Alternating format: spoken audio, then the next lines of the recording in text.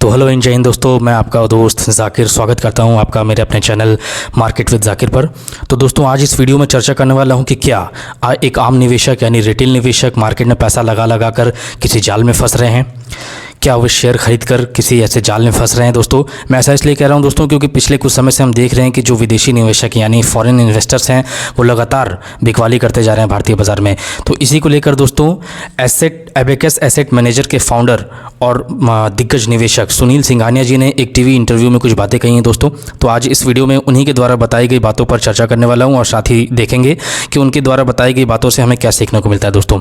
तो देखिए, भारतीय शेयर बाज़ार में अब विदेशी निवेशकों की बिकवाली दोस्तों गिरावट के सबसे बड़े कारणों में से एक बन चुकी है। बिकवाली का ये साइकिल खत्म होने का नाम नहीं ले रहा है, ठीक है। ऐसे में एक सवाल जो उठ रहा है वो ये है कि जब विदेशी निवेशक लगातार बिकवाली कर रहे हैं तो क्या रिटेल निवेशक खरीद कर फंस रहे हैं। क्या बाज़ार में जो पैसा आ रहा है वह सिर्फ घरेलू निवेशकों की वजह से टिक रहा है, ठीक है।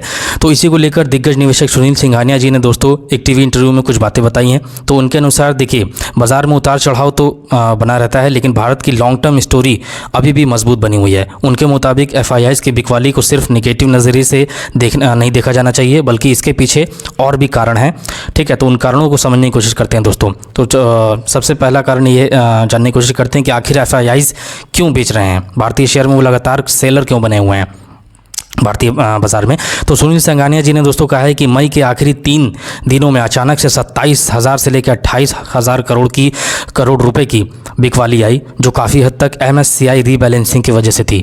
कई ग्लोबल फंड्स को इंडेक्स में बदलाव के चलते अपने पोर्टफोलियो में फेरबदल करना पड़ा। दूसरे देशों जैसे कोरिया और ताइवान के मार्केट्स बहुत अच्छा परफॉर्म कर रहे हैं, जिससे MSCI इंडेक्स में इंडिया का वेटेज लगातार कम हुआ है। हर इन्वेस्टर्स वहाँ पैसा डालता है जहाँ मोमेंटम अच्छा हो। हालांकि उनका मानना है कि यह स्थिति हमेशा नहीं रहने वाली। भारत को अब कुछ ट्रिगर्स की ज़रूरत है, जैसे कच्चे तेल का $80 के आसपास आना, गवर्नमेंट के मानसून सेशन से रिलेटेड कुछ पॉजिटिव अनाउंसमेंट होना और करेंसी का स्टेबल होना। जैसे ही फॉरेन इन्वेस्टर्स का कॉन्फिडेंस लौटेगा भारत में पैसा वापस आएगा। अब दोस्तों जो सबसे बड़ा सवाल आ रहा है वो ये है कि क्या रिटेल निवेशक बाज़ार में फंस रहे हैं। जी हाँ दोस्तों, ये सवाल आज लगभग हर निवेशक के मन में है। लगातार SIP और घरेलू निवेशक के दम पर बाज़ार संभला तो हुआ है, जबकि विदेशी निवेशक बिकवाली कर रहे हैं। इस पर सुनील सिंघानिया जी का जवाब काफ़ी दिलचस्प रहा है। उन्होंने कहा है कि शेयर बाज़ार को सिर्फ ट्रेडिंग के नज़रिए से नहीं देखा जाना चाहिए। जब कोई निवेशक शेयर खरीदता है तो वह एक बढ़ती हुई कंपनी और बढ़ती हुई अर्थव्यवस्था का साझेदार बनता है। उन्होंने कहा कि जब आप शेयर खरीदते हैं तो आप एक बढ़ती हुई इकोनॉमी में ग्रोइंग कंपनी के पार्टनर बनते हैं। अगर आपने 17-18 के PE मल्टीपल पर कोई शेयर खरीदा है और कंपनी सालाना 15% की रफ्तार से बढ़ रही है तो 10 साल में उसकी वैल्यू 3 से 4 गुना हो जाएगी, जो किसी भी दूसरे एसेट क्लास से बेहतर है। इक्विटी मार्केट में जब सुस्ती आती है तो सबको फिक्स्ड इनकम यानी FD की याद आने लगती है, लेकिन बाजार 3-4 महीनों में ही ऐसा रिटर्न दे के चला जाता है जो पिछले 2-3 साल की कसर को पूरी कर देता है। हमें पूरा भरोसा है कि भारत में लॉन्ग टर्म में 12 से 15% का स्टेबल रिटर्न आराम से देखने को मिलेगा।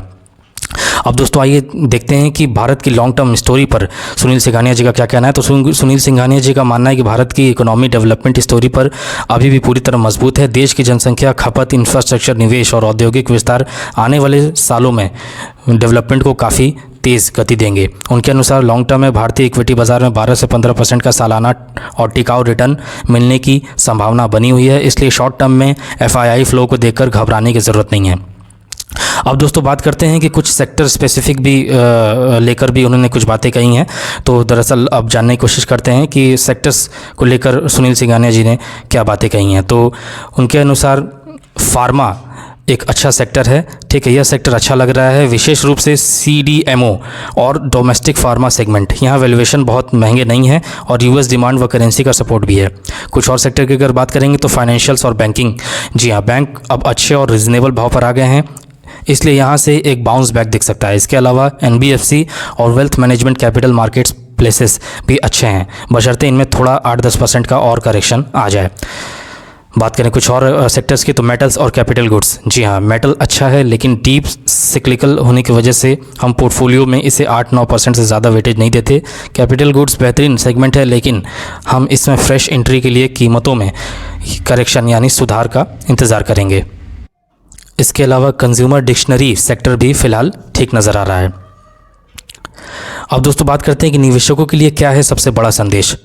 तो देखिए, सुनील सिंघानिया जी का मानना है कि बाजार में शॉर्ट टर्म में उतार चढ़ाव हमेशा रहेगा। कभी एफआईआई बिकवाली होगी तो कभी ग्लोबल घटनाएं दबाव बनाएंगी, लेकिन भारत की लॉन्ग टर्म की जो स्टोरी है वो काफ़ी मजबूत है और अच्छी कंपनियों में निवेश करने वाले निवेशकों को इसका फ़ायदा मिलता रहेगा। उनके मुताबिक निवेशकों को बाजार की रोज़ाना की हलचल के बजाय मजबूत बिजनेस, उचित वैल्यूएशन और लंबी अवधि के नज़रिए पर ध्यान देना चाहिए। यही जो स्ट्रेटजी है वो भविष्य में बेहतर रिटर्न दिला सकती है। तो दोस्तों, इस वीडियो में जो कुछ भी बातें बताई गई हैं वो सुनील सिंघानिया जी की अपनी निजी राय है। इसे किसी भी तरह से बाय सेल की सलाह ना माने, ठीक है। तो आज इस वीडियो में बस इतना ही। मिलता हूँ फिर किसी नेक्स्ट वीडियो में कुछ और नई जानकारी के साथ। तब तक अगर चैनल पर नए हैं दोस्तों तो चैनल को सब्सक्राइब कर लें। मिलता हूँ किसी नेक्स्ट वीडियो में। जय हिंद।